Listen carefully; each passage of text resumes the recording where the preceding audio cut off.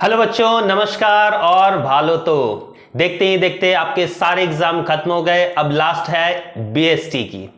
तो बीएसटी में हम लोगों का फर्स्ट वीडियो जो ऑब्जेक्टिव था वो हम लोगों ने पढ़ ही रखा है, और नेक्स्ट है हम लोगों का पार्ट 2 जो है सब्जेक्टिव बेस्ड। तो आज इस वीडियो में हम लोग पढ़ेंगे सब्जेक्टिव के सारे क्वेश्चंस, उसके सारे जो इंपॉर्टेंट टॉपिक्स हैं वो सारी चीजें हम लोग देखेंगे। उससे पहले तो एक इंपॉर्टेंट अनाउंसमेंट उन बच्चों के लिए जिन्होंने अभी 10th का बोर्ड्स दिया है। तो बहुत सारे बच्चे कंफ्यूज्ड हैं, सर कॉमर्स ले, आर्ट्स ले, साइंस ले या किस सब्जेक्ट को चूज करें, कौन हमारे लिए बेनिफिशियल होगा, किसमें क्या क्या बेनिफिट्स हैं। तो इसके लिए आप लोग हेल्प कर सकते हो उनको। हाँ, आप लोग हेल्प कर सकते हो उनको हमारी एक सीरीज के अकॉर्डिंग। तो हम लोगों का एक सीरीज स्टार्ट हो रहा है जिसमें हम लोग बताएंगे कि साइंस क्या होती है, आर्ट्स क्या होती है और कॉमर्स क्या होती है, जो आप लोग देख पा रहे होंगे।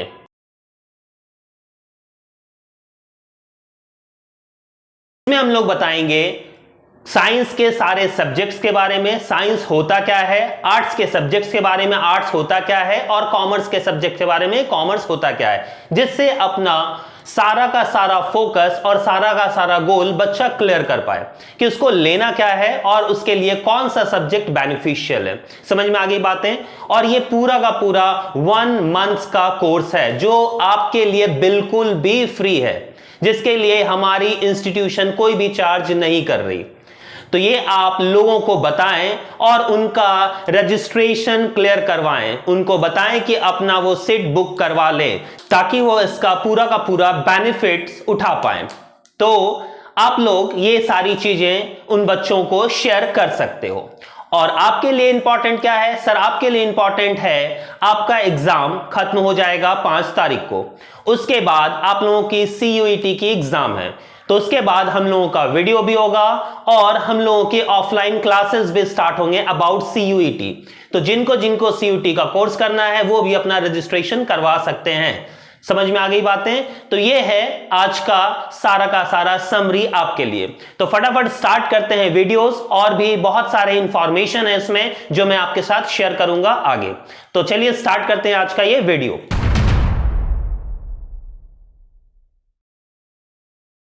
सबसे पहला आपको क्वेश्चंस पढ़ना है मैनेजमेंट के बारे में। देखिए मैनेजमेंट से एक क्वेश्चन आएगा ही आएगा, आपका शॉर्ट आए या लॉन्ग आए।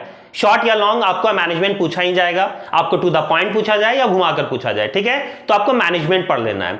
मैनेजमेंट डेफिनेशन बहुत जरूरी है, इसका डेफिनेशन कर लोगे, और एक दो आप ऑथर्स के नाम, जैसे कुंटज ओडॉनेल ने क्या कहा है। कुंटज ओडॉनेल ने कहा है कि ये एक एक्टिविटीज है जो done through by the others. Management क्या है? एक एक्टिविटीज है जो done through by the others, एक ऐसी प्रक्रिया है जो दूसरों से करवाने की कला है, ये कुंटज ओडॉनेल ने कहा। अच्छा, उसके बाद सर किसने कहा? तो हेनरी फ्योल्स का भी लिख सकते हो आप, जो प्लानिंग ऑर्गेनाइजिंग, इसमें आपका क्या होगा, इसके फंक्शंस भी याद हो जाएंगे। आप लोगों को मैंने फर्स्ट वीडियो में बता भी रखा है, planning, organising, staffing, directing and controlling, ये सारी चीजें होती हैं, तो इसका फंक्शंस भी है। तो आपको कम से कम 1 या 2 स्टेटमेंट याद कर लेने हैं जिससे आपका मैनेजमेंट हो जाएगा। और उसके बाद आते हैं इसके फीचर्स की ओर। सर इसके फीचर्स क्या क्या है? गोल ओरिएंटेड प्रोसेस, मतलब क्या है? उद्देश्य प्रधान। हम लोगों का गोल होगा तभी हम लोग मैनेजमेंट कर पाएंगे। तो हमेशा याद रखोगे गोल को अचीव करने के लिए हम लोग क्या करते हैं? मैनेजमेंट करते हैं। तो ये पॉइंट्स आप याद रखोगे, अपने ओन वर्ड्स में बना के लिख सकते हो। जैसे it is a goal oriented process, याद रखोगे गोल ओरिएंटेड प्रोसेस, हमारा जो गोल है उसको अचीव करने के लिए we have to manage all the things, ठीक। अच्छा, ग्रुप एक्टिविटीज, क्योंकि अकेला आइसोलेशन में कोई भी काम नहीं होता। हम सोचेंगे कि सारे काम हम अकेले कर ले, ये पॉसिबल नहीं है। दैट इज ग्रुप एक्टिविटीज, सामूहिक क्रिया है, ठीक है, समूह में काम करने की क्रिया। मैनेजमेंट कभी नहीं बोलता अकेले काम करो। फिर क्या है सर? Continuous activities. देखिए ये की पॉइंट्स है। कंटिन्यूअस एक्टिविटी, ये आप कहीं भी यूज कर सकते हो, कोई भी आपका आंसर अगर उसका फीचर्स पूछा जाए, क्योंकि जितने भी मैनेजमेंट हैं आपको मैनेजमेंट से रिलेटेड, प्लानिंग पूछा जाए, ऑर्गेनाइजिंग पूछा जाए, स्टाफिंग हो, कंट्रोलिंग हो, इसमें सब में आप लिख सकते हो, क्योंकि वो पूरा का पूरा मैनेजमेंट का ही पार्ट है। तो ये आपका की पॉइंट है, आप इसको कहीं भी यूज कर सकते हो। एक हो गया कंटिन्यूअस प्रोसेस और दूसरा हो गया universal process.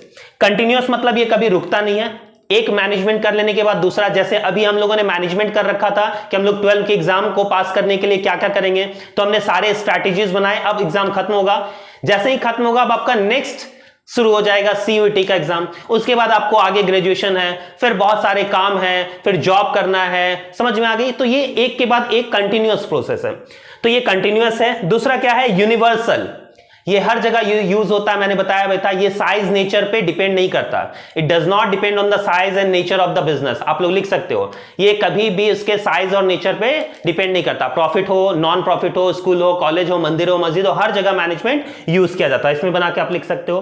And the last one intangible, because इसको हम लोग ना ही छू सकते हैं ना ही हम देख सकते हैं, इसलिए क्या है, इंटेंजिबल है। तो ये 5 आप याद रखोगे, एकदम इजी है, आप आसानी से इसको लिख भी सकते हो, फीचर्स में आप ये लिख सकते हो, ठीक है।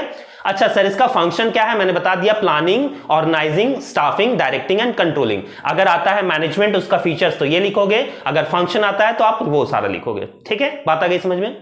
अच्छा लेवल हमने पढ़ ही रखा है, level of management, top level, middle level and lower level. इसमें आपको देख लेना है, इसके फिगर्स देख लोगे, ठीक है। हम लोगों ने इसके बारे में डिस्कस भी किया था, अकाउंटेबिलिटीज और ऑथोरिटीज के बारे में, कि ऑथोरिटीज नीचे की ओर जाती है और अकाउंटेबिलिटीज ऊपर की ओर जाती है, तो ये फिगर आउट कर दोगे, समझ गए। तो ये आपको पूरा का पूरा बीएसटी का समरी है, बीएसटी आप लोग इससे पूरा पढ़ लोगे। अच्छा सर इसमें और इंपॉर्टेंट क्वेश्चंस क्या पढ़ना है हम लोगों को, तो नेक्स्ट पढ़ लोगे कोऑर्डिनेशन। कोऑर्डिनेशन मतलब समझते हो ना, मैंने बताया भी था कोऑर्डिनेट करना। अगर हर एक डिपार्टमेंट, जैसे परचेस डिपार्टमेंट सेल के साथ, सेल डिपार्टमेंट हम लोगों का प्रोडक्शन के साथ कोऑर्डिनेट नहीं करे तो काम कभी भी अच्छा नहीं होगा, ठीक है। यहां पर बताया गया it is a group activities management. अब सोचो, मान लो कि परचेस डिपार्टमेंट का जो मैनेजर है और सेल डिपार्टमेंट का जो मैनेजर है और प्रोडक्शन डिपार्टमेंट का जो मैनेजर है, तीनों में झगड़ा चलता है।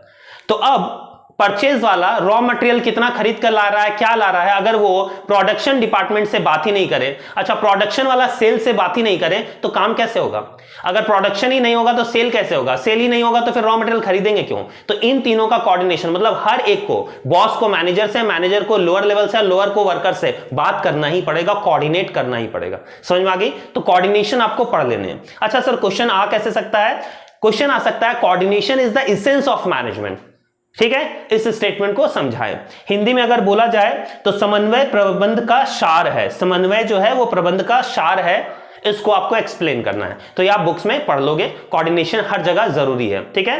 तो 5 फंक्शंस के अलावा भी लिखोगे, apart from the 5 function of the management एक और इसेंशियल फंक्शन है, हमने पढ़ भी रखा है, कोऑर्डिनेशन। ऐसे आप स्टार्ट भी कर सकते हो, ठीक है ना, कि 5 कार्यों के अलावा भी प्रबंध का एक और महत्वपूर्ण कार्य है जो है समन्वय, ठीक है। तो कोऑर्डिनेशन आप लिख सकते हो उसमें। लास्ट क्या पढ़ लेना है सर, और इसमें difference between administration and management.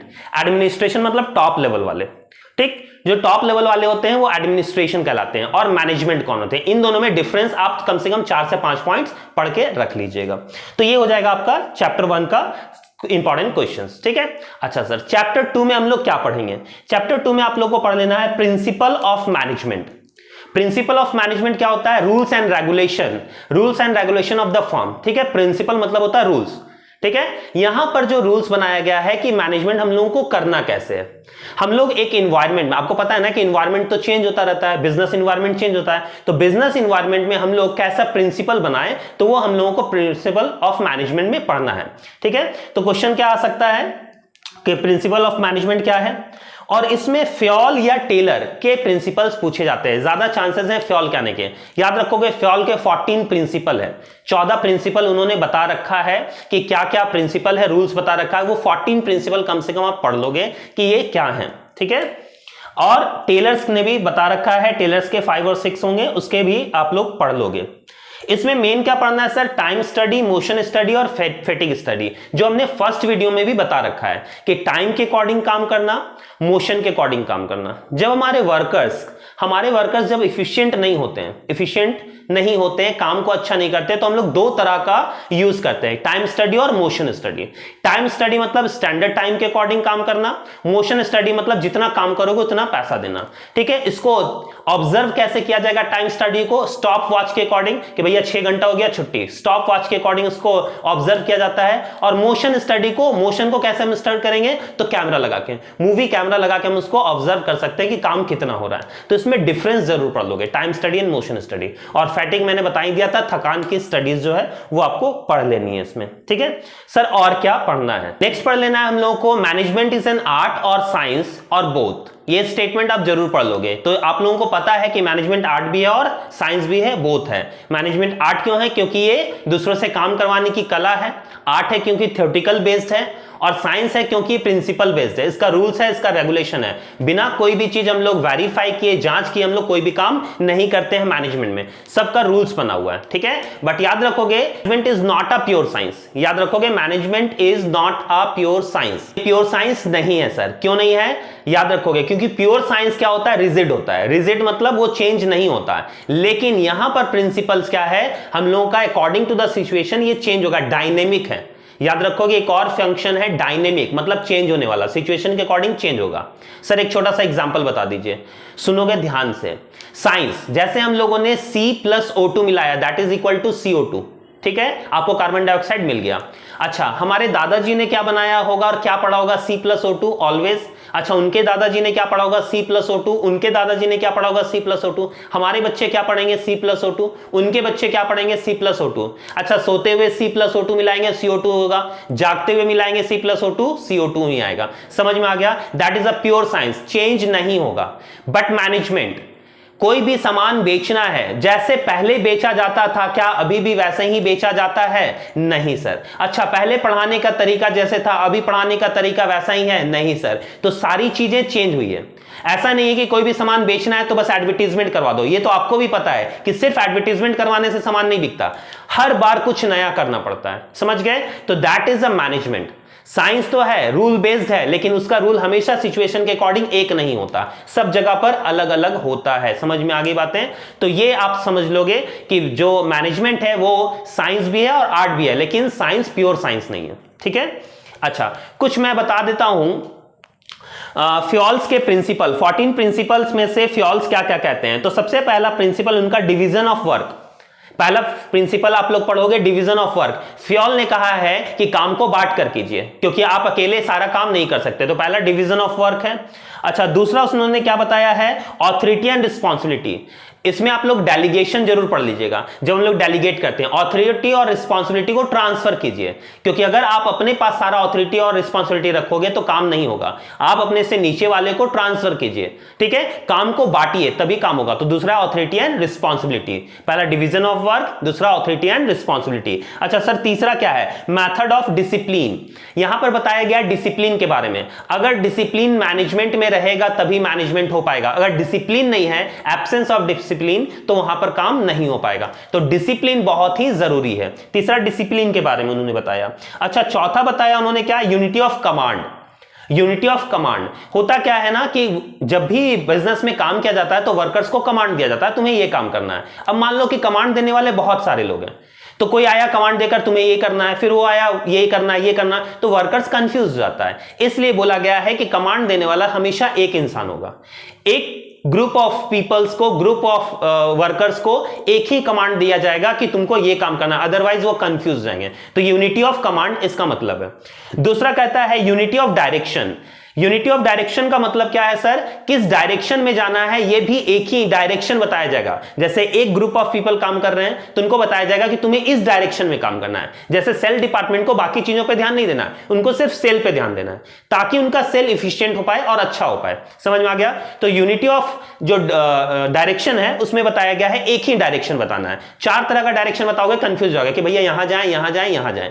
जैसे मैंने अभी बताया कि आप लोगों को बताना है अपने छोटे भाई बहन को, अपने मोहल्ले में या लोगों को, मेरे लिए थोड़ा सा काम कर दें कि उनको और उनके लिए भी ये बहुत ही हेल्पफुल होगा। जैसा कि आप लोगों ने ये सारे वीडियोस देखे हैं, आपको पता तो चल ही गया होगा कितना हेल्पफुल रहा। ये भी चीज उन लोगों के लिए बहुत हेल्पफुल होने वाला है कि वो साइंस ले, आर्ट्स ले, कॉमर्स ले, अब उनके पास बहुत सारा चीज आ गया कि वो कंफ्यूज हो चुके हैं पूरी तरह से। तो सही डायरेक्शन देना हमारा काम है और हम बताएंगे उन लोगों को कि सही चीज उनके लिए क्या है, तो वो अपनी एबिलिटीज के अकॉर्डिंग देखेंगे। और इसमें यह भी बताया जाएगा कि जैसे हम लोग समझते हैं ना, बोला जाता है ना सुपीरियर साइंस है, सुपीरियर कॉमर्स है, सुपीरियर आर्ट्स है, सर कौन बढ़िया होता है? तो ऐसा नहीं है कि कौन बढ़िया और कौन खराब है, ये भी चीजें सिखाई जाएगी कि क्या होता है अच्छा, और आप अपने एबिलिटी के अकॉर्डिंग देखिए आप किसके लिए सुटेबल हो। आप सारा कुछ पढ़कर देख लीजिए, ठीक है, और उसके बाद डिसीजन ले लीजिए। समझ गए? तो ये जरूर आप लोग शेयर करोगे। नेक्स्ट क्या कहता है? नेक्स्ट यूनिटी ऑफ डायरेक्शन के बाद हम लोगों का कहता है subordinate of individual interest to the general interest. हम लोगों का सबका इंडिविजुअल इंटरेस्ट होता है, सब अपने अपने लिए काम करते हैं, तो सबका इंटरेस्ट को मिलाकर एक गोल ओरिएंटेड प्रोसेस कर दो। ठीक है, मैंने ये क्लासेस में भी समझाया था कि सब लोग पैसे के लिए काम नहीं करते हैं, कुछ मॉनेटरी इंसेंटिव, कोई नॉन मॉनेटरी इंसेंटिव। मतलब कुछ लोग पैसे के लिए काम करते हैं तो उनको काम करवाने के लिए बोनस दे दो। अच्छा, कुछ लोग नाम के लिए, नेम फेम के लिए काम करते हैं तो उनको के लिए क्या बना दो, अवार्ड बना दो। अच्छा, कुछ लोग को मजा आना चाहिए काम में, उनको पैसा और इससे कोई मतलब नहीं है, तो उनके लिए कभी कभी टूर या पार्टी वैसा ऑर्गेनाइजेशन कर दो। समझ गया? तो सारे का जो पर्सनल ऑब्जेक्टिव है मिलाकर एक गोल ऑब्जेक्टिव कर दिया जाए, एक मेन ऑब्जेक्टिव कर दिया जाए, ये भी कहता है। ठीक है, और सेंट्रलाइजेशन एंड डिसेंट्रलाइजेशन, इसका और एक है सेंट्रलाइज और डिसेंट्रलाइज। मैंने बताया था क्वेश्चन कभी भी आए, सेंट्रलाइजेशन और डिसेंट्रलाइजेशन, केंद्रीकरण और विकेंद्रीकरण, याद रखोगे। एक केंद्र में जब पावर अथॉरिटी एक के पास हो दैट इज सेंट्रलाइजेशन, और पावर अथॉरिटी जब बांट दिया जाए सभी को तो वो डिसेंट्रलाइजेशन कहलाता है। तो यहां पर इन्होंने एक और प्रिंसिपल बनाया सेंट्रलाइजेशन और डिसेंट्रलाइजेशन का। ठीक है, अच्छा नेक्स्ट क्या बनाया इन्होंने, स्केलर चेन बनाया। स्केलर चेन मतलब एक चेन बेस्ड होना चाहिए, कभी भी डायरेक्टली कोई किसी से बात ना करे। ठीक है, जैसे हमारा जो वर्कर है वो डायरेक्टली बॉस से बात ना करे, उसको बहुत सारे पड़ाव पार करने पड़ेंगे तब जाकर वो बॉस से बात करे। ये स्केलर चेन बनाया होगा कि एक जगह से काम एक ही बार में ना जाए, वो स्केल के थ्रू होता हुआ, प्रोसेस के थ्रू होता हुआ जाए। जैसे आपको अगर जाना है स्कूल में प्रिंसिपल सर से मिलना है तो डायरेक्टली आप नहीं जाओगे, आप पहले अपॉइंटमेंट लोगे, किसी से पियोन से मिलोगे या वाइस प्रिंसिपल से मिलोगे, उसके बाद जाओगे। तो ऑफिस में भी वैसा ही बना हुआ है, इसको स्केलर चेन कहते हैं। तो ऐसे ऐसे इसके 14 प्रिंसिपल है, आप लोग देख लोगे। ठीक है, अच्छा सर नेक्स्ट क्या पढ़ लें इसमें, नेक्स्ट पढ़ लोगे बिजनेस इन्वायरमेंट। बिजनेस इन्वायरमेंट मैंने बता भी रखा था, बिजनेस का इन्वायरमेंट हम लोगों को स्कैन करना बहुत जरूरी होता है, ईटीपी में हमने पढ़ रखा है, ये आप लोग पढ़ लोगे बिजनेस इन्वायरमेंट। और उसमें बहुत ही इंपॉर्टेंट है new economic policy. New economic policy है LPG, liberalisation, privatisation and globalisation. इन तीनों में से शॉर्ट क्वेश्चन भी आ सकते हैं अलग अलग, जैसे लिबरलाइजेशन क्या होता है, या जैसे प्राइवेटाइजेशन क्या होता है, या ग्लोबलाइजेशन क्या होता है, ये भी आप लोगों को देख लेने हैं। ठीक है, तो न्यू इकोनॉमिक पॉलिसी मैंने बताया था कि 1991 में हमारी आर्थिक मंदी चल रही थी, हमारा जो इकोनॉमी था वो डाउनफॉल में चला गया था, सरकार के पास पूरे देश को चलाने के लिए पैसा नहीं था। तो 1991 में गवर्नमेंट ने एक एलपीजी प्रोग्राम लाया। एलपीजी मतलब लिबरलाइजेशन, प्राइवेटाइजेशन एंड ग्लोबलाइजेशन। याद कैसे रखोगे, लिबरलाइजेशन स्टार्ट कहां से हो रहा है, एल से, मतलब उसमें लाइसेंस एंड कोटास को हटाया गया था। पहले हर बिजनेस को करने के लिए लाइसेंस लेना पड़ता था। ठीक है, जैसे अभी कुछ में है, तो यहां पर सारे लाइसेंस को हटा दिए गए, सारे बिजनेस से लाइसेंस हटा दिए गए, कुछ को छोड़कर। जैसे सर क्या, किसमें अभी तक लाइसेंस लगता है, तो एक दो बताएं नाम। सबसे पहले दिमाग में तो आप लोगों का आ रहा होगा सर दारू, है ना, वही आ ही सकता है। सर दारू में लाइसेंस लगता है, बोलते क्यों नहीं? तो हाँ सर, वाइन विस्की शॉप्स खोलने में या फैक्ट्रीज खोलने में आपको लाइसेंस लगती है, गन बनाने में आपको लाइसेंस लगती है। अच्छा नेक्स्ट और क्या है, मेडिसिन के लिए लाइसेंस है, पेट्रोलियम के लिए तो कुछ में है। अच्छा सब्जी बेचने के लिए सर नहीं है, समोसा बेचने के लिए सर नहीं है, समझ रहे हो, कपड़ा बेचने के लिए वैसा लाइसेंस लेना नहीं। तो कुछ कुछ में लाइसेंस है, बाकी सब में लाइसेंस नहीं, आप स्टार्ट कर सकते हो। ठीक है, बात आ गई समझ में। तो यहां पर लिबरलाइजेशन का मतलब है लाइसेंस एंड कोटास को हटाया गया था, main point.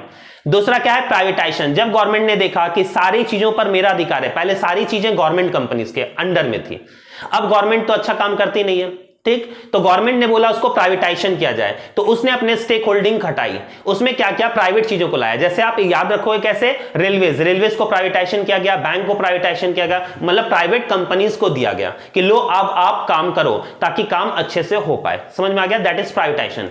And last one is globalisation. जब हमारा इंपोर्ट एक्सपोर्ट नहीं हो पा रहा था, हम पूरे वर्ल्ड के साथ नहीं कर पा रहे थे, तो बोला गया कि पूरे वर्ल्ड को अपना ही घर समझो और सबके साथ खरीद बिक्री करो, तभी हमारा इकोनॉमी जो है वो अप होगा। ठीक है, इसके लिए लाया गया ग्लोबलाइजेशन। तो 3 पॉइंट्स आपको बहुत ही मेन पढ़ने हैं, समझ में आ गया। अच्छा नेक्स्ट क्या पढ़ना है सर, नेक्स्ट क्या पढ़ लेना है सर, नेक्स्ट पढ़ लेना है प्लानिंग। प्लानिंग से एक क्वेश्चन आ रहा है आप लोगों का, तो प्लानिंग, उसके फीचर्स, के लिमिटेशन आप लोग पढ़ लोगे। प्लान क्या होता है, जो हम लोग फ्यूचरिस्टिक एक्टिविटी है, ठीक है, फ्यूचर में क्या करना है। तो याद रखोगे इसका स्टेटमेंट जो है, प्लानिंग क्या है, what to do, how to do, when to do and for whom to do it in the best and cheapest way. कौन करेगा, क्या करना है, कैसे करना है, कब करना है, और इस काम को कौन सबसे अच्छे तरीके से कर पाएगा, दैट इज द प्लानिंग। ये फ्यूचरिस्टिक होता है, फ्यूचर के लिए हम लोग प्लान करते हैं। ठीक है, एक दूसरा स्टेटमेंट याद रख सकते हो आप लोग, हम लोग कहां पर हैं और हम लोगों को कहां जाना है, इसके बीच में ये क्या करता है, गैप को फिल करता है, ब्रिज करता है। It bridges the gap between the where we are stand today and where we want to reach, where we are stand today and where we want to reach. इसको आप लोग लिख सकते हो, it fill the gap between where we are stand today and where we want to reach. ये planning है, आप लोग याद कर सकते हो उसको, ठीक है। इसका फीचर्स तो याद रखोगे, मैंने 2-3 तो की पॉइंट्स बता रखे हैं। जैसे मैंने आया कंटिन्यूअस, ये कंटिन्यूअस ये भी है। अच्छा, दूसरा मैंने बताया यूनिवर्सल, इसको परवेसिव भी बोला जाता है। परवेसिव मतलब यूनिवर्सल, यूनिवर्सली एक्सेप्टेबल है, हर जगह प्लानिंग किया जाता है। तो 2 की पॉइंट्स आपको ऐसे भी याद हो जाएंगे, ठीक है। अच्छा, तीसरा मेंटल एक्टिविटी है। प्लानिंग कोई भी नहीं कर सकता, जिसको सोचने समझने की शक्ति है वो कर सकता है। It is a mental activities, ठीक है। अच्छा, उसके बाद क्या है, ये objective and goal oriented process है, ठीक है। तो गोल ओरिएंटेड प्रोसेस कैसे है सर, कभी भी आपका ऑब्जेक्टिव उद्देश्य होगा, गोल होगा, तभी आप प्लान करोगे। जैसे चलिए हम लोग प्लान करते हैं, तो आप पूछोगे ना सर किस चीज का प्लान किया जाए, तो जब तक आपका कोई ऑब्जेक्टिव कोई उद्देश्य नहीं होगा, प्लान क्या करोगे। जैसे अभी आप लोग बैठकर प्लान करोगे शॉर्ट टर्म के लिए कि सर बीएसटी के एग्जाम में करना क्या है, कैसे कैसे हम लोग लिखेंगे, तो आपका कहीं ना कहीं कोई उद्देश्य है, कोई ऑब्जेक्टिव है, तो उसके लिए आप प्लान कर रहे हो। तो यहां पर ये सारे फीचर्स है, तो आपको फीचर्स भी इसके पढ़ लेने हैं, समझ गए। अच्छा, उसके बाद सर क्या पढ़ें, पढ़ लेने हैं आपको ऑर्गेनाइजेशन। याद रखोगे जितने भी फंक्शंस हैं प्लानिंग के, वो चैप्टर्स भी हैं और वो सारी चीजें आपके इंपॉर्टेंट हैं ऑर्गेनाइजेशन में। और सर इंपॉर्टेंट टॉपिक क्या है, तो आपको फॉर्मल एंड इनफॉर्मल पे बहुत ज्यादा ध्यान देना है। फॉर्मल ऑर्गेनाइजेशन, इनफॉर्मल ऑर्गेनाइजेशन, मैंने बताया भी था। फॉर्मल जो है वो बिजनेस बनाती है, वो फर्म बनाता है, वो टॉप लेवल मैनेजमेंट जो रहते हैं वो बनाते हैं फॉर्मल ऑर्गेनाइजेशन, किसको किसके साथ काम करना है, एक ऑर्गेनाइजेशन तैयार होता है, ठीक। अच्छा, इसको समझ लेते हैं पहले। फंक्शंस अगर आपको याद है तो याद है, नहीं याद है तो उसका एक मैं कहानी बताता हूं। मैंने रातों रात सोचा कि एक दुकान खोलनी है, दैट इज अ प्लानिंग। मैंने सोचा एक साड़ी की दुकान खोलनी है, दैट इज अ प्लानिंग, ठीक। तो पहला हो गया प्लानिंग। मैंने सोचा दूसरे दिन उसमें क्या करवाऊंगा, फर्नीचर बनाऊंगा, दैट इज ऑर्गेनाइजिंग। ऑर्गेनाइज करना मतलब हम लोगों को फर्नीचर, कौन कहां रहेगा, काउंटर कहां रहेगा, कैसा रहेगा, दैट इज ऑर्गेनाइज। से पार्टी ऑर्गेनाइज करते हैं। तो पहले हमने किया साड़ी की दुकान, देखिए याद रखोगे कैसे, साड़ी की दुकान खोलना है, प्लानिंग। उसके बाद फर्नीचर बनाया, दैट इज ऑर्गेनाइजिंग। अब हो गया, अब स्टाफ रखोगे ना, दैट इज स्टाफिंग। अब उसमें स्टाफ को अपॉइंट कर दिए। उसके बाद उन लोगों को बताना पड़ेगा काम क्या करना है, दैट इज डायरेक्टिंग। तो पहले प्लान किए साड़ी की दुकान खोलना है, फिर फर्नीचर बनाया, ऑर्गेनाइजिंग, फिर उसमें क्या डाले, स्टाफ को डाले, तो स्टाफिंग हो गया। उन लोगों को बताएं करना क्या है, दैट इज अ डायरेक्टिंग।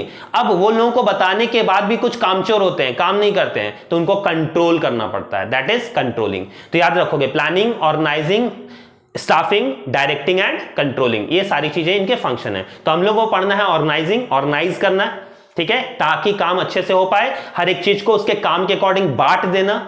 और उसमें आपको फॉर्मल एंड इनफॉर्मल, फॉर्मल जो है वो बनाया जाता है, इनफॉर्मल खुद ब खुद बन जाता है। मैंने बताया भी था आप लोगों को फर्स्ट वीडियो में, तो उसमें भी आप देख सकते हो। इसमें डिफरेंस बिटवीन जरूर कर लोगे फॉर्मल एंड इनफॉर्मल ऑर्गेनाइजेशन में, ठीक है। मैंने बताया भी था स्पीड कौन होता है, किसमें क्या होता है, कैसे काम किया जाता है, तो ये सारी चीजें पढ़ लेना आप लोगों को। नेक्स्ट क्या पढ़ना है सर, नेक्स्ट मैंने बता ही दिया, सेंट्रलाइजेशन, डिसेंट्रलाइजेशन, डेलीगेशन। तो डेलीगेशन आने के चांसेस आपके ज्यादा हैं। डेलीगेशन ऑफ अथॉरिटी आप पढ़ लोगे, ठीक है। जब भारापन, भार को अर्पण किया जाता है दूसरों को, वो कहता आता है डेलीगेशन ऑफ अथॉरिटी, ठीक है। उसके बाद सर स्टाफिंग में क्या पढ़ लेना है, स्टाफिंग और उसके डिफरेंट स्टेप्स पढ़ लीजिएगा। स्टाफिंग क्या होती है, लोगों को नियुक्त करना, right person at the right place at the right time, एक सही इंसान को सही जगह पर सही समय पर रखना है, स्टाफिंग कहलाता है। और इसके स्टेप्स क्या हैं, हम लोग कैसे कैसे स्टाफिंग करते हैं, उनका रिक्रूटमेंट कैसे करते हैं, उनका सिलेक्शन कैसे करते हैं, भर्ती कैसे किया जाता है। तो पहले एग्जाम लिया जाता है, ठीक है ना, उसमें 2 तरह का होता है, एक इंटरनल सोर्सेज और एक एक्सटर्नल सोर्सेज, ठीक है। तो उसको भी पढ़ लोगे, इंटरनल रिक्रूटमेंट और एक्सटर्नल से। तो इंटरनल में कैसे होता है, हमारे यहां जितने लोग हैं उन्हीं से काम ले लेना, उन्हीं को फिर प्रमोशन दे देना, वो इंटरनल सोर्सेज हो गया। एक्सटर्नल मतलब बाहर से लाना, ठीक। अच्छा, कौन ज्यादा महंगा होगा, खर्चीला होगा सर, एक्सटर्नल, क्योंकि उसमें एग्जाम लेना होगा, बहुत सारी चीजें करनी होगी। इंटरनल में ज्यादा खर्चा नहीं है, वहीं से ले आओ। अच्छा सर और क्या फायदा है? इंटरनल में लोग फैमिलियर होते हैं उनके सारी चीजों के बारे में, उनको पता होता है कि बिजनेस में क्या क्या काम है, उनको पहले से पता है, एक्सटर्नल को पता नहीं होता है। ठीक है, अच्छा इंटरनल में जितने लोग हैं तो उसी में से चुनना पड़ेगा, हो सकता है वो इफिशिएंट अच्छे हो सकता है नहीं भी हो, लेकिन एक्सटर्नल में आपके पास ऑप्शन बहुत ज्यादा हो जाएगा, उसमें से आप बेस्ट से बेस्ट आप क्या कर सकते हो, वर्कर्स को ले सकते हो। समझ गए? तो ये पूरा कॉन्सेप्ट है स्टाफिंग, एक राइट पर्सन राइट जगह पर डालना है, स्टाफिंग कहलाता है। ठीक है, तो इंटरनल और एक्सटर्नल सोर्सेज ऑफ रिक्रूटमेंट कर लोगे, कैसे किया जाता है इसको, और इसमें ट्रेनिंग और डेवलपमेंट जो हमने पहले अपने वीडियोस में भी बता रखा है, ट्रेनिंग पार्टिकुलर चीजों के लिए आपको ट्रेन किया जाता है, भेजा जाता है, इसका शॉर्ट क्वेश्चन आएगा ट्रेनिंग और डेवलपमेंट, इसको देख लोगे। तो ट्रेनिंग के लिए भेजा जाता है लोगों को, ट्रेंड करने के लिए पार्टिकुलर सब्जेक्ट के लिए, डेवलपमेंट मतलब होता है ओवरऑल सारी चीजें उसमें बताई जाती है, सिखाई जाती है, क्योंकि वर्कर अगर एफिशिएंट होगा तो बिजनेस भी एफिशिएंट होगा। बिजनेस स्टडीज देखिए आपके नॉर्मल जो जीवन में चल रहा है आप देख रहे हो वही सारी चीजें हैं, आपको बस की पॉइंट्स याद रखने हैं, ऐसे ऐसे पॉइंट्स आपको बुक्स में दिए गए, मैंने नोट्स भी लिखवा रखा है, वो सारी चीजें आप कर लोगे। और किसी बच्चे के पास अगर नोट्स नहीं है तो वो मुझसे मांग भी सकते हो, कमेंट भी कर सकते हो, मैं उसको प्रोवाइड कर दूंगा। तो मैं इसको समझा दे रहा हूं शॉर्ट में, अगर कोई प्रॉब्लम हो तो आप लोग मुझे बता सकते हो, अभी टाइम है, आप लोग उसको देख सकते हो। मैं इंपॉर्टेंट क्वेश्चंस बता दे रहा हूं क्या क्या आने के चांसेस हैं। ठीक, तो ट्रेनिंग और डेवलपमेंट के बाद सर उसमें क्या और इंपॉर्टेंट है? उसमें इंपॉर्टेंट है on the job training and off the job training. ये हमने डिस्कस भी किया था। ऑन द जॉब मतलब जॉब के टाइम पर हम लोग काम करते करते सीखेंगे, काम भी कर रहे हैं और सीख भी रहे हैं, ट्रेनिंग भी ले रहे हैं, that is the on the job training. Of the job training क्या है सर? हम लोग बाहर जाकर पहले सीख कर आ रहे हैं और उसके बाद काम कर रहे हैं, that is the off the job training. तो इसमें आप लोग डिफरेंस कर लोगे, on the job training and off the job training, इसको आपको पढ़ लेना है। ठीक सर, और time wages system, piece wages system, time wages system और पीस वेजेस सिस्टम आपको पढ़ लेना है। टाइम के अकॉर्डिंग आपको पैसा दिया जाए या पीस के अकॉर्डिंग, मैंने बताया था ना मोशन स्टडी और टाइम स्टडी, ठीक है ना, तो वही याद रखोगे। उसी में अब आता है वेजेस कैसे दिया जाए, रेम्यूनरेशन कैसे दिया जाए, सैलरी कैसे दी जाए, तो टाइम के अकॉर्डिंग दिया जाए या पीस के अकॉर्डिंग दिया जाए, उसको बताया गया है इसमें time wages and piece wages system में। ठीक है, उसके बाद नेक्स्ट आपका क्वेश्चन आपको पढ़ना है डायरेक्टिंग। ठीक है, डायरेक्टिंग और उसके मेन एलिमेंट्स, डायरेक्शन देना। डायरेक्शन का मतलब क्या होता है? हमेशा ऑर्डर नहीं होता है, याद रखोगे, डायरेक्शन का मतलब हमेशा ऑर्डर नहीं होता है। डायरेक्शन का मतलब होता है उसको सही पाथ बताना, सही चीजें बताना, ताकि वो कर पाए काम को। और वो करेगा कैसे? जब वो मोटिवेट होगा। तो उसमें मोटिवेशन का बहुत ज्यादा इंपॉर्टेंट रोल प्ले होता है कि हम जो चीज बता रहे हैं आपको, आप क्यों फॉलो करोगे। तो आप जब मोटिवेट हो जाओगे तब आप उस चीज को आंख बंद करके फॉलो करोगे। तो सबसे पहला चीज इसमें बताया गया है कि अगर आपको डायरेक्टिंग करना है तो डायरेक्शन देना है तो आपको उसको मोटिवेट करना होगा, और मोटिवेट करने के लिए एक लीडर की जरूरत पड़ती है। तो इसमें आता है quality of a good leader. एक गुड लीडर कैसा होना चाहिए? तो एक गुड लीडर होना चाहिए जिसकी पर्सनालिटी अच्छी होनी चाहिए, वो बोलने में फ्लुएंट होना चाहिए ताकि उसको लोग फॉलो करें, वो इंटेलिजेंट होना चाहिए। ठीक है ना, एक अच्छे नेता के गुण ये पढ़ लोगे, 5 से 6 पॉइंट्स आपको कर लेने हैं। देखो बीएसटी में जनरली आपको पॉइंट्स करना है और उसको अपने ओन वर्ड्स में लिख देना है। पॉइंट्स लिखोगे, उसको अंडरलाइन करोगे ब्लैक ब्लू से, और उसको 2-2 4-4 लाइन अपने ओन वर्ड्स में डील कर दोगे और इजी वे में डील भी हो जाएगा। ठीक, जैसे सोचोगे कि एक लीडर जिसको हम फॉलो करेंगे वो कैसा होना चाहिए? गुड पर्सनालिटी, उसके पास स्किल नॉलेज होना चाहिए, और सबसे मेन ऑनेस्ट होना चाहिए। Honesty is the best policy. याद रखोगे आप लोगों को कि सच बोलने वाला ही इंसान, अगर वो सच बोलता है तो लोग उस पर आंख बंद करके विश्वास कर लेते हैं। ठीक है, झूठ आप कितने दिनों तक बोलोगे? हम आपको अगर पढ़ा रहे हैं, झूठ बोलकर मैं 2 दिन 4 दिन 5 दिन ही पढ़ा पाऊंगा, बाकी दिनों पर आप मुझ पर विश्वास नहीं करोगे। समझ में आ गया? और सच में बोलूंगा तो आप जन्मों जन्म तक मेरे पर विश्वास रखोगे। तो उसमें ऑनेस्टी होनी चाहिए, ईमानदारी होनी चाहिए। समझ गए? तो ऐसे ऐसे करके उसके आपको पॉइंट्स पढ़ लेने हैं। Quality of a good leader बहुत बार आ चुका है आपको जैक बोर्ड में ये क्वेश्चन। ठीक है, आने के चांसेस हैं इसके भी। और मैंने बताया मोटिवेशन में मैस्लो का एक क्वेश्चन है, मैस्लो हायरार्की थ्योरी। मैस्लो ने एक हायरार्की थ्योरीज बना रखा है जिसको मोटिवेशन, लोगों को मोटिवेट कैसे किया जाता है, इसमें इसने स्टेप्स बताया है कि पहला जो स्टेप्स है वो अपने नीड्स के लिए काम करता है, जरूरत के लिए, रोटी कपड़ा और मकान। एक इंसान सबसे पहला जॉब जो ज्वाइन करता है वो क्यों करता है? अपनी जरूरत को पूरा करने के लिए। जैसे ही उसकी जरूरत पूरी हो जाती है तो दूसरा स्टेप आता है, अब उसको पैसे कमा लिए, वो घर में रोटी लेकर आ रहा है। अब दूसरा स्टेप होता है उसका फ्यूचर सिक्योर। अब क्या सोचोगे? आपको जॉब लग गई, अब क्या सोचोगे कि चलो शादी ब्याह कर लेते हैं। तो शादी ब्याह कहीं ना कहीं फ्यूचर को सिक्योर करना है ना, तो फ्यूचर सिक्योर करने के लिए आपको लगेगा अरे कहीं बिजनेस से निकाल दिया तो, कहीं मेरी सैलरी नहीं बढ़ाई तो दूसरा जो स्टेप होता है उसको मोटिवेशन का काम, वो क्यों करेगा? आपका फ्यूचर सिक्योर। तो कंपनी क्या करती है, दोबारा जब उसको मोटिवेट करना होता है तो उसको फ्यूचर सिक्योर करती है, बोलती है प्रोविडेंट फंड देंगे, रिटायर करोगे तो इतना पैसा मिलेगा तुमको, चलो 20 साल का हम गारंटी देते हैं, 20 साल तक तुमको नहीं निकालेंगे कॉन्ट्रैक्ट, तो वहां पर सिक्योरिटी दी जाती है। ठीक है, तो ऐसे ऐसे करके उसने स्टेप्स बनाए। दूसरा स्टेप्स पूरा हो जाता है तो तीसरा, समाज में वो चाहता है कि मेरा नाम हो, सोशल समाज में उसका कुछ ना कुछ नाम हो, तो तीसरा वो रिस्पेक्ट चाहता है। ठीक, अच्छा वो भी अगर कंप्लीट हो जाए तो फिर अब वो ग्रैंड लाइफ जीना चाहता है, लग्जरियस।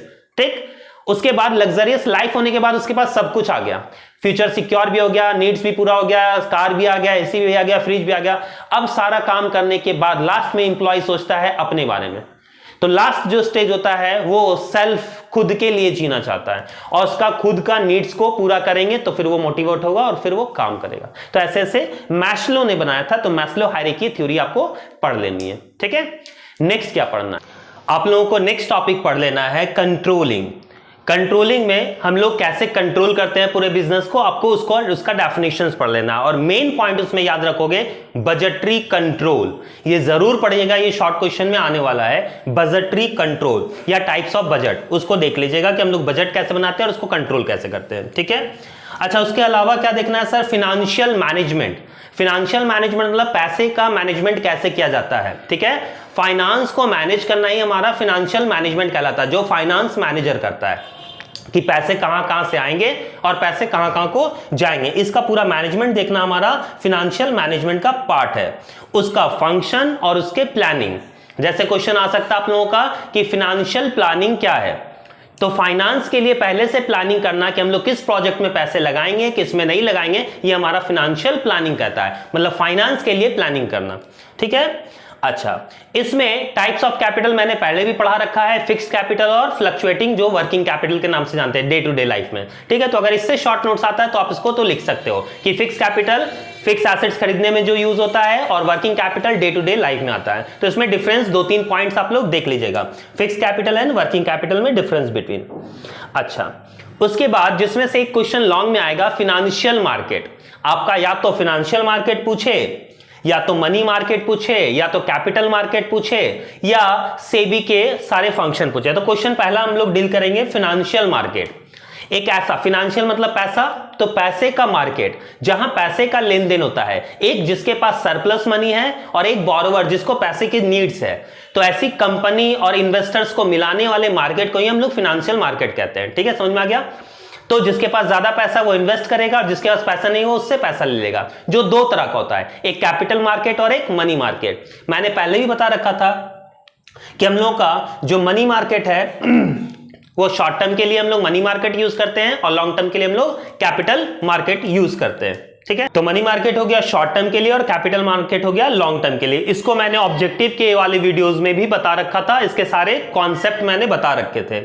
आगे क्या सर इसमें पढ़ लें?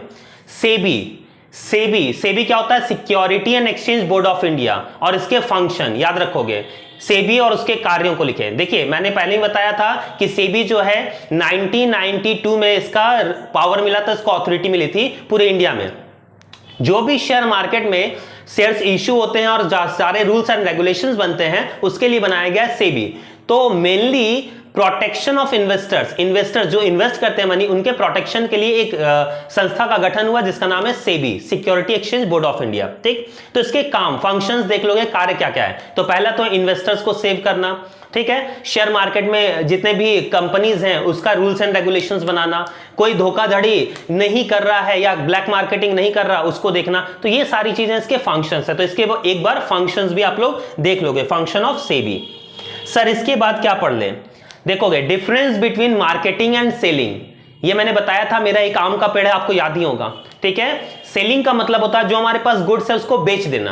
तो स्टार्ट होता है कहां से, प्रोडक्शन से लेके सेल तक, सेलिंग वहीं खत्म होता है। लेकिन मार्केटिंग क्या है, प्लानिंग से स्टार्ट होता है। आपको क्या चाहिए, मैंने पूछा था ना, आपको आम खाना है या नहीं खाना, आपको आम पसंद है या नहीं पसंद है, अगर पसंद है तो क्यों, नहीं पसंद है तो क्यों, उसके लिए हम पहले प्लान करेंगे और आपकी नीड्स के अकॉर्डिंग हम गुड्स बनाएंगे और उसके बाद आपको देंगे, और देने के बाद भी सेल आफ्टर सर्विसेज करेंगे।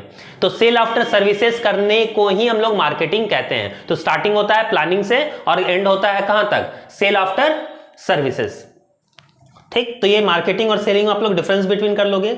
ब्रांड, ट्रेडमार्क आपने पढ़ ही रखा है, कॉपीराइट्स आपने पढ़ ही रखा है, लेबलिंग, एडवर्टाइजिंग। तो ब्रांड से आपका एक शॉर्ट क्वेश्चन आ सकता है कि ब्रांड क्या होता है। मैंने बताया था किसी भी कंपनी का लोगो, ट्रेडमार्क। तो ब्रांड को जब रजिस्टर करवा लिया जाता है वो क्या हो जाता है, ट्रेडमार्क हो जाता है, ठीक है ना। तो किसी का भी स्पेशल जो आइडेंटिफाई करता है प्रोडक्ट को, दूर से ही देखकर बता दोगे इस कंपनी का प्रोडक्ट है, जो दूसरे से डिफरेंशिएट करता है वो हमारा ब्रांड होता है, ठीक। आगे उसमें लेबलिंग पढ़ लीजिएगा, एडवर्टाइजिंग जरूर पढ़िएगा। एडवर्टाइजिंग से आपका क्वेश्चन आ सकता है, एडवर्टाइजिंग क्या होता है और इसके क्या मेरिट्स और डिमेरिट्स हैं, ठीक। अच्छा, फिर क्या पढ़े sir, channel of distribution. Channel of distribution अब पढ़ोगे तो उसमें क्या है, आपको पढ़ना कि प्रोडक्ट को हम लोग डिस्ट्रीब्यूट कैसे करते हैं, मतलब सेल कैसे करते हैं। तो याद होगा आपको कि कैसे सेल होता है, प्रोड्यूसर बनाता है, उसके बाद कंज्यूमर को, या तो प्रोड्यूसर डायरेक्टली कंज्यूमर को देगा, या प्रोड्यूसर एजेंट उसके बाद कंज्यूमर, या तो प्रोड्यूसर एजेंट होलसेलर तब consumer, producer agent wholesaler retailer consumer. आपको याद होगा मैंने नोट्स में ही बना रखा था, एरो देकर हम लोग बनाते जाते हैं कि प्रोड्यूसर पहले देता है किसको, एजेंट को, एजेंट फिर देता है होलसेलर को, होलसेलर फिर देता है रिटेलर को, और रिटेलर फिर कंज्यूमर को। तो ऐसे डिस्ट्रीब्यूशन चैनल है, एक से होकर वो गुजरता है। तो इसी को आपको बना देना है और उसका फिगर आउट भी कर देना है कि इससे लेकर इसको जाता है, और एरो देते जाओगे और उसके बारे में डील करते जाओगे। ऐसे ऐसे एरो दे दोगे कि प्रोड्यूसर, फिर एजेंट, फिर होलसेलर, फिर रिटेलर, और उसको एग्जांपल दे दोगे, ठीक। जैसे मैं एक बताता हूं, प्रोड्यूसर डायरेक्टली कंज्यूमर को कब बेचता है, जैसे समोसा आप प्रोड्यूसर से डायरेक्टली कंज्यूमर खरीदते हो, गोलगप्पे प्रोड्यूसर डायरेक्टली कंज्यूमर से खरीदता है, सॉरी कंज्यूमर डायरेक्टली प्रोड्यूसर से खरीदता है, ये आपका एग्जांपल हो जाएगा, ठीक है। तो चैनल ऑफ डिस्ट्रीब्यूशन देख लोगे। मैंने बता रखा था सेल प्रमोशन, जब सेल को हम लोग बढ़ाते हैं, सेल को इंक्रीज करवाते हैं, उसके लिए हम लोग सेल को प्रमोट करते हैं, उसको सेल प्रमोशन कहते हैं। जैसे हम लोग कभी कभी क्या होता है, फ्री कूपन देखे हो ना, कूपन हम लोग दे देते हैं, स्क्रैच कूपन दे दिए या डिस्काउंट दे दिए या फ्री में गिफ्ट्स बांट दिए। दिवाली में होती है ना कि इसके साथ ले जाइए, ये सेट फ्री होगा, ये होगा, बाइक निकलेगी, फर्स्ट प्राइस कार निकलेगा। तो ये कहीं ना कहीं सेल प्रमोशन है, या ह्यूज डिस्काउंट मिल गया, buy one get one free मिल गया, ये सब सर सेल प्रमोशन का एग्जाम्पल है, ठीक है। सेल को जब हम प्रमोट करते हैं। और पर्सनल सेलिंग क्या होता है, जब पर्सनली हम लोग डोर टू डोर जाकर या बायर से हम लोग डायरेक्टली इंटरेक्ट करते हैं, डायरेक्टली बेचते हैं, वो पर्सनल सेलिंग का एग्जांपल है। जब प्रोड्यूसर डायरेक्टली कंज्यूमर से इंटरेक्ट करे वो पर्सनल सेलिंग है, ठीक है। और last but not the list, consumer protection act. आपको कंज्यूमर प्रोटेक्शन एक्ट पढ़ लेना है, जागो ग्राहक जागो, ठीक है। तो कंज्यूमर्स को बहुत ही धोखाधड़ी हो रही थी, इसलिए गवर्नमेंट ने एक स्ट्रिक्ट कंज्यूमर एक्ट बनाया है, जो आपको पता भी होगा, चुनने का अधिकार है, बार्गेनिंग करने का अधिकार है, या हम लोगों का कोई अगर प्रॉब्लम है तो उसको सुनने का अधिकार हो गया, ठीक है। तो ये सारा right to air, right to speak, ऐसे करके हम लोगों का बना हुआ कंज्यूमर राइट्स। तो ये आपको सबसे लास्ट चैप्टर आपका कंज्यूमर राइट्स, उसमें आप लोगों को देख लेना है। कंज्यूमर राइट्स से क्वेश्चन आएंगे। सर इतने सारी चीजें हैं, अब इसमें मेन जो क्वेश्चन है वो क्या क्या कर ले वो बता दें, तो ज्यादा आप लोग इस पे ध्यान दोगे। सर मेन क्वेश्चन में आपको मैनेजमेंट कोऑर्डिनेशन देख लेना है, प्लानिंग जरूर देख लोगे, प्लानिंग और उसका लिमिटेशन जरूर देख लोगे, उसके बाद बिजनेस एनवायरनमेंट, ठीक, फॉर्मल एंड इनफॉर्मल, जिसमें आप लोगों का फंक्शनल स्ट्रक्चर, ठीक है ना, डिविजनल स्ट्रक्चर, मतलब काम के अकॉर्डिंग अगर हम लोग बांटते हैं या डिवीजन के अकॉर्डिंग बांटते हैं, फंक्शनल ऑर्गेनाइजेशन और डिविजनल, देखोगे वो स्ट्रक्चर हम लोगों का बना हुआ है, ठीक है। जैसे जिसका जो काम है उसके अकॉर्डिंग अगर उसको हम बांट देते हैं उसको फंक्शनल कहते हैं, डिविजनल मतलब डिवीजन के अकॉर्डिंग। अगर एक ही प्रोडक्ट में अलग अलग डिवीजन होते हैं ना, जैसे हम लोग मिल्क से बनाते हैं तो कभी दही भी बनाते हैं, हम लोग दूध भी बनाते हैं, आइसक्रीम भी बनाते हैं, अलग अलग प्रोडक्ट बन रहा है, तो वो हम लोगों का डिविजनल हो गया, ठीक है। तो उसके अकॉर्डिंग भी हम लोग बनाते हैं। फॉर्मल इनफॉर्मल जरूर देख लीजिएगा आप लोग, डेलीगेशन देख लीजिएगा, on the job, off the job training, जिसमें time wages, piece wages system, ये सारा देख लेना है। Quality of a good leader बहुत अच्छे से देख लेना है, ठीक है। मैस्लो थ्योरी देख सकते हो तो मोटिवेशन का हायरार्की मैस्लो थ्योरी देख लीजिएगा।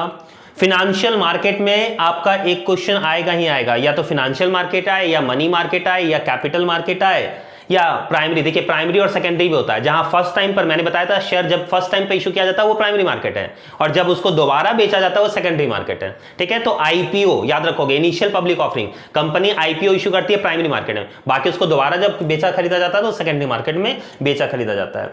ये आप लोगों को कर लेना है। उसके बाद आप लोगों को channel of distribution, consumer protection act and SEBI के फंक्शंस, ठीक है, इस पर ज्यादा जोर देना। ऐसा नहीं है कि मैंने जितनी चीजें बताई हैं वो सबको नहीं पढ़ना, वो सब पहले पढ़ लोगे और इन सब चीजों पर ज्यादा फोकस कर लोगे, ठीक है। मैंने वन शॉट में सारा का सारा आपका बुक एक बार में क्लियर आउट करवा दिया। फिर भी अगर किसी को डाउट रहता है तो आप लोग पूछ सकते हो कि सर ये बता दें कि इसमें डाउट रह गया, ठीक है। बात आ गई समझ में? तो जल्दी से फटाफट आपके पास जो टाइम है उसको वेस्ट ना करते हुए सारा वीडियो ध्यान से देख लें, सारे कुछ पढ़ लें और एग्जाम देकर आए। उसके बाद हम लोग मिलेंगे अपने नेक्स्ट वीडियो में। तब तक के लिए धन्यवाद, बाय।